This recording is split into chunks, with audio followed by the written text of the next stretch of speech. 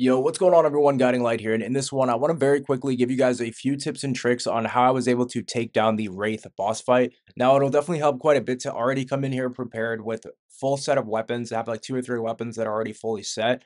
You could even have the flamethrower ready as well, and some grenades and things like that to try and get this boss taken down.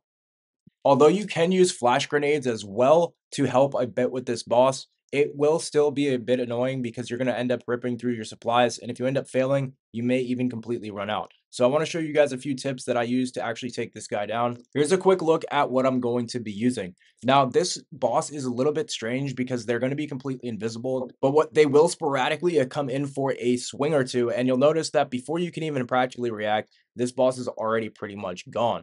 So keep in mind, guys, you can utilize the grappler as well to kind of spring around and clear the map. And another thing the good thing about the boss going away is that you can utilize that time in between. You know he's not going to be attacking, so you can go ahead and heal up as well with a few snacks or bandages. Now, to get into the major tips on how I was able to take this boss down, the best thing to do, especially if you don't want to be using flashbangs, grenades, and things like that, you want to try and keep your back to the wall. Now, when you do this, it actually prevents the boss from coming in from behind you. So there's really only so many places you can look. Now, it may take a few tries, but once you do this, you'll start to realize that you can actually dodge his attacks. So as soon as your back's up against the wall or you've cornered yourself, now normally you would not want to do this, but in a fight like this, you want to corner yourself and then just get your button ready, get R1 ready so you can get that side slash or that dodge ready. Now, another thing is you can see here on the screen, you have this very small white flash which will pop up.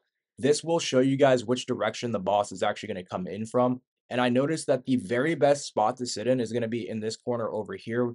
So you'll notice when you come over here and you sit back here in this corner, this was one of the better spots. Now, the reason why is because when the boss teleports away, sometimes he'll teleport above you, and because he's above you, he doesn't exactly know how to come back down and attack you. I think there's a little ridge up there that the boss gets stuck on. So you'll notice here, sometimes he'll get stuck on these little rocks and things, and it just gives you a few extra seconds to figure out where he is and also take him down.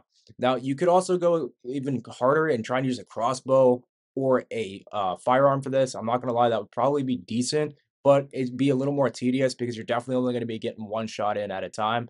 But if you've upgraded yourself a bit and you have these shock arrows, that could probably help to freeze the boss up, especially if you get him near one of these water pools over here. That's why I was trying to say use the flashbangs and the bombs because the water can be utilized for that. Now, if you sit around in this corner long enough, eventually you're going to get your beast mode. And you can also notice here that this boss cannot even come in and attack me because it's gotten stuck up on that ledge. So hopefully this does help you guys out. These are the tips and tricks I use to take down the boss. Hopefully it helps, and I will catch you in the next one.